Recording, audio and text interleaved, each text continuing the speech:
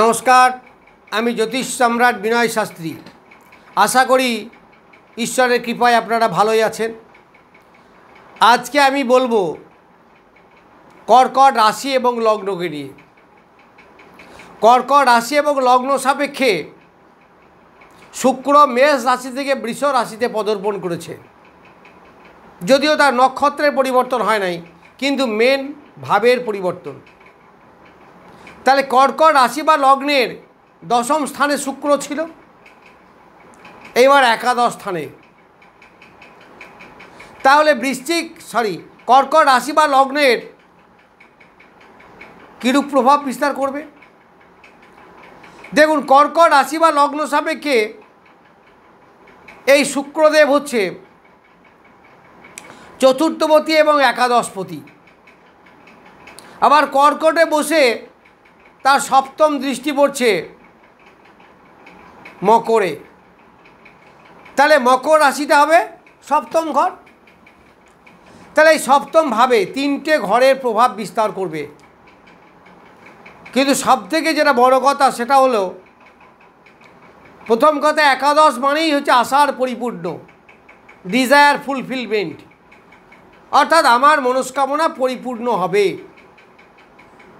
কিন্তু এখানে আরেকটা বিষয় হচ্ছে, শুক্র শুধু একাদশে নয়, সে নিজের ঘরে বসে আছে, স্বক্ষেত্রস্থ শুক্র। এছাড়াও আরেকটা দিক বলা যায় যে আমাদের মূল রাশিচক্র, যার লগ্ন চিরদিনই বলা হয় মেষ, এটা সবারই ক্ষেত্রে একে বলা হয় মূল জোডিয়াক, কেউ বলা হয় মূল রাশিচক্র, যে যাই বলুক না কেন, পৃথিবী বিশ্ব ব্রহ্মাণ্ড সবারই ক্ষেত্রে এটা। তার দ্বিতীয় স্থান, সেই ইফেক্টটাও কিন্তু আমাদের উপরে পড়বে। তার দ্বিতীয় থেকে আমাদের অর্থের বিচার করি, তাহলে এখন দ্বিতীয় মানে স্বক্ষেত্রে। তাহলে শুক্র একাদশে বলবান, স্বক্ষেত্রে বলবান, মূল জোডিয়াকের ধনস্থানে বসে আছে, সেটাও বলবান। আবার একটা দিক, এই কর্কট রাশি বা লগ্নের দ্বিতীয় পতি রবি, সেও ধনপতি, অর্থ। তাহলে এই শুক্র আছে ওই রবির নক্ষত্রে, তাহলে ধনপতির নক্ষত্রে। তাহলে আমি যেদিকেই যাচ্ছি না কেন, দেখুন শুক্র সেই অর্থের সঙ্গে যোগ হচ্ছে, অবশ্যই অর্থের সঙ্গে যোগ হচ্ছে। তার মানে কি, এই 29শে জুন মানে আগামীকাল, তাহলে আগামীকাল থেকে বৃষ রাশিতে প্রবেশ করবে। আগামীকাল রবিবার, 28শে জুলাই মোর অর লেস থাকবে। তাহলে এই যে ডিউরিং দ্য পিরিয়ড টাইম, শুক্র ধন ধান্যে আপনাদেরকে ভরিয়ে দেবে। অবশ্য অন্য গ্রহের প্রভাব দেখতে হবে, সেটা আলাদা ব্যাপার। শুক্রের ক্ষেত্রে বলছি, শুক্র দেবে, কেন দেবে না? শুক্র যখন কোনো একটা গ্রহ কোনো একটা ঘরে যায়, কোনো একটা ভাবে যায়, তখন তো সে কিছু দিতে যায়। যদি ভালো পজিশনে থাকে তাহলে ভালো কিছু দেবে, আর যদি খারাপ পজিশনে থাকে তাহলে খারাপ কিছু দেবে। শুক্র নৈসর্গিকভাবে শুভ গ্রহ, তাহলে নৈসর্গিকভাবে শুভ গ্রহ একটা প্লাস, একাদশে শুভ গ্রহ দুটো প্লাস, একাদশ ও নিজের ক্ষেত্র তিনটে প্লাস, মূল জোডিয়াকের ধনস্থানে চারটে প্লাস। তাহলে এতগুলো প্লাস দেবে না? মাইনাসটা একটাও নেই, তাহলে দেবে। এবার কি দেবে? তাহলে চতুর্থতে আমি প্রথম যাই, কারণ চতুর্থর প্রথম ঘর। তা চতুর্থতে কী দেবে? এডুকেশন, প্রথম এডুকেশন। যারা স্টুডেন্ট তাদের পক্ষে ভালো হবে, তাদের রেজাল্ট ভালো হবে, তাদের পড়াশুনো ভালো হবে, এইগুলো হবে। আবার যাদের মাতৃদেবী শারীরিকভাবে অসুস্থ আছেন, তারা সুস্থ হবেন। মাতৃদেবীর সঙ্গে সুসম্পর্ক বৃদ্ধি পাবে। অনেকের তো সুসম্পর্ক থাকে না, সুসম্পর্ক বৃদ্ধি পাবে। মায়ের আদর আপনারা পাবেন। মন মানসিকতা সেটাও ভালো থাকবে। মনে রোম্যান্স বিলাসিতা সেগুলোও আসবে, কেননা চতুর্থ শুক্র, তো শুক্রের কাজ তো এইগুলো আপনারা পাবেন। যাদের প্রেম প্রীতির মধ্যে আছেন তাদেরও প্রেমে সুখ এইগুলো পাবেন, শান্তি পাবেন, এইগুলো সব পাবেন। যারা বাড়ি ঘর কেনার দিকে আছেন, কিনতে চাইছেন, এই সময়ের মধ্যে তাদের রেজিস্ট্রি হবে, রেজিস্ট্রি করবেন, এই সময় ভালো হবে।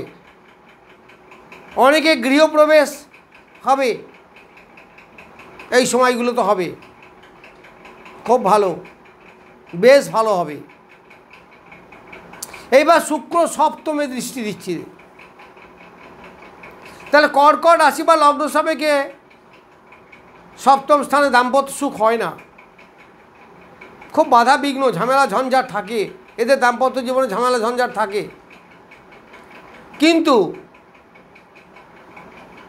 এই শুক্রের দৃষ্টি সেইগুলোকে সব নষ্ট করবে, একটা স্থিতাবস্থা নিয়ে আসবে, অর্থাৎ দাম্পত্য জীবন সুখের হবে, মন মানসিকতা ভালো থাকবে।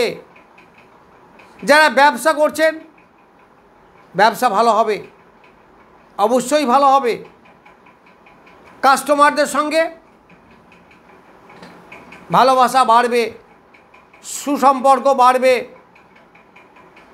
এইগুলো হবে। আবার দ্বিতীয়পতি একাদশপতি কানেক্ট হচ্ছে, ফলে কর্মের যোগও বাড়বে, কিছু থাকবে। তবে বৃশ্চিক রাশির যেমন চাকরির সম্ভাবনা বেশি, এদের একটু কম, কিন্তু হবে। কারণ হচ্ছে একাদশে বসে আছে, আবার দ্বিতীয়পতির নক্ষত্রে, এটা বেশ বলবান যোগ। তাহলে ওইদিকে ব্যবসা বাণিজ্য তার ভালো হলো, এদিকে চাকরিও মোটামুটি যোগ আছে। আবার এই চতুর্থপতি সুখ শান্তি, তাহলে সুখ শান্তি যদি অর্থ না আসে তাহলে কি মন ভালো থাকবে? দাম্পত্য সুখ বাড়বে, অর্থ আসবে, মনের ইচ্ছা পূর্ণ হবে, এইগুলো সব পাবেন। এছাড়া আর কি পাবেন? একাদশ থেকে আমরা কি পাই? বড় দাদা দিদি তাদের সঙ্গে সুসম্পর্ক বৃদ্ধি পাবে। যারা স্থায়ী বন্ধু, সেই বন্ধুর সঙ্গে সুসম্পর্ক হবে, তার কাছ থেকে আপনি উপকার পেতে পারেন। আত্মীয় বর্ণের সঙ্গে একটা গুড রিলেশন, সুসম্পর্ক দেখা দেবে, এইগুলো সব আপনারা পাবেন। এই শুক্র আপনি দেখুন সপ্তমের, সপ্তম অষ্টম নবম দশম একাদশ, তাহলে সপ্তমের পঞ্চম, তার সপ্তম থেকে আমরা কি পাই? যেগুলো পাই আমি বললাম সেইগুলো ভালো হবে। আবার নবমের প্রতিষ্ঠার জায়গায় বসে আছে, অর্থাৎ ভাগ্যের প্রতিষ্ঠা হবে। ভাগ্যের প্রতিষ্ঠা হবে মানে আপনার পিতার আয় উন্নতি বৃদ্ধি হতে পারে, আপনি কোনো ফেভারেবল লোক সাহায্য পেতে পারেন, যারা চাকরি করেন তাদের বসের হেল্প পেতে পারেন, আপনাদের মায়না বৃদ্ধি হতে পারে, এইগুলো সব হতে পারে। আপনি প্রত্যেকটা ক্ষেত্রে দেখতে পাবেন, এইগুলো দেখতে পাবেন। এবার কর্কট রাশি বা লগ্ন সাপেক্ষে কর্মস্থান হচ্ছে দশম স্থান, অর্থাৎ মেষ রাশি। তাহলে মেষের দ্বিতীয়, তাহলে কর্মস্থানের দ্বিতীয় থেকে আমাদের পুষ্টি সাফিসিয়েন্সি বিচার হয়, তাহলে কর্মের ডেভেলপমেন্ট হবে। তা কর্মের ডেভেলপমেন্ট হবে বলেই তো তার অর্থভাগ্য প্রকাশ হবে, অর্থভাগ্যের বিকাশ হবে। এইগুলো আপনারা পাবেন। এছাড়াও আমি যদি বিচার করি অষ্টমে, তাহলে অষ্টমের চতুর্থে, অষ্টম, নবম, দশম, একাদশ, তাহলে অষ্টম ভাবের বলবত্তা বৃদ্ধি পাবে, কারণ অষ্টমের কেন্দ্রে বসে আছে।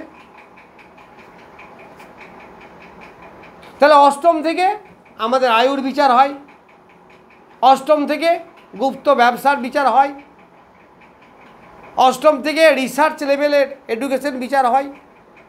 তাহলে এই জায়গাগুলোই যারা আছেন, যারা গোপন ব্যবসা করেন, যেমন অ্যাস্ট্রোলজি ব্যবসা, লয়ার ব্যবসা, সুদের ব্যবসা, আরও বিভিন্ন ব্যবসা যেগুলো আছে, তাদের ডেভেলপ হবে, অবশ্যই হবে। এদের যদি ডেভেলপ না হয় তাহলে অর্থ আসবে কোন দিক থেকে, এটা তো ভাবতে হবে। এরপরে আপনি দেখুন ষষ্ঠের ষষ্ঠ স্থান, ষষ্ঠ, সপ্তম, অষ্টম, নবম, দশম, একাদশ, তা ষষ্ঠের ষষ্ঠ স্থান, ষষ্ঠ থেকে আমরা কী পাই? রোগ। ষষ্ঠ থেকে তো আমাদের রোগের বিচার হয়। তাহলে রোগের শত্রু হচ্ছে ওই একাদশ স্থান। তা রোগের শত্রু যদি একাদশ স্থান হয়, তাহলে রোগকে সে ধ্বংস করবে। অর্থাৎ যারা রোগে ভুগছেন তাদের রোগ ভালো হয়ে যাবে, তারা অনেকটা শারীরিক সুখ পাবেন, কারণ শত্রু স্থান। তার রোগের শত্রু কি? কিওর, রোগ মুক্তি। ডাক্তার, রোগের শত্রু ডাক্তার না? তাহলে আপনারা কি পাবেন? ভালো ডাক্তার পাবেন, যার দ্বারা রোগ সেরে উঠবে। আর কি পাবেন? যাদের কোর্ট কাছারি, মামলা মকদ্দমা ইত্যাদি চলছে, তাদের সেইগুলো থেকে মিটে যাবে, সেগুলো পরিষ্কার পরিচ্ছন্ন হবে এবং বেশিরভাগ ক্ষেত্রে জয়লাভের একটা চান্স থাকবে। অবশ্য এই বিচারগুলো দুপক্ষের ছক দেখতে হয়, তবুও মোরালেস বলছি, এইগুলো পাবেন। আবার আপনার ষড়রিপু, যে কাম, ক্রোধ, লোভ, মদ, মোহ, মাৎসর্য, এইগুলো আপনার দমন হবে, অনেকটা দমন হবে। কারণ এই ঘরের যে নেগেটিভিটি সেইগুলোকে দমন করবে কে? একাদশ ঘর। তাহলে একাদশে যেহেতু শুক্র নিজে বসে আছে, সে বলবান হয়ে বসে আছে, তাহলে নিশ্চিতভাবে বলা যায় যে সেইগুলি থেকে আপনি মুক্তি পাবেন। যারা ঋণ করেছেন, ঋণের মধ্যে জড়িয়ে আছেন, তাদের ঋণ মুক্তি হবে, অন্তত কিছু একটা পার্সেন্টেজ শোধ হবেই। আপনারা চেষ্টা রাখবেন। এবার 3, 7, 11 হচ্ছে কাম ত্রিকোণ। 3, 7, 11 হচ্ছে কাম ত্রিকোণ। তাহলে কাম ত্রিকোণের মূল কথা হচ্ছে এই যে ব্যবসা। কাম ত্রিকোণ থেকে আমরা কি বিচার করি? মূলত ব্যবসা। কী ধরনের ব্যবসা সেটা অন্য ব্যাপারে আলোচনা করব, কিন্তু মূলত হচ্ছে ব্যবসা। তাহলে এরা কি দিতে পারে? এই যে ধর্ম ত্রিকোণ, অর্থ ত্রিকোণ, কাম ত্রিকোণ, মোক্ষ ত্রিকোণ, এই যে একটার সঙ্গে একটা লিঙ্ক, দেখবেন গোটা রাশি চক্রটাই কিন্তু একটার সঙ্গে একটা লিঙ্ক আছে, প্রত্যেকটার সঙ্গে প্রত্যেকটা লিঙ্ক আছে। এই লিঙ্কটাকে বুঝতে হবে, এইগুলোই তো জ্যোতিষের ভিত। আপনারা যারা জ্যোতিষ বোঝার চেষ্টা করেন এইগুলো বুঝবেন। এরপরে নক্ষত্রের চরণ, সেটা হচ্ছে আরও ডিপে, ডিগ্রি কত ডিগ্রিতে আছে, গ্রহটা কত ডিগ্রিতে কি ফল দেয়, ওগুলো অনেক ডিপের ব্যাপার। কিন্তু ত্রিকোণটা বুঝতে পারবেন, এটা সহজ ব্যাপার আছে, কোন ত্রিকোণ থেকে কী পাই।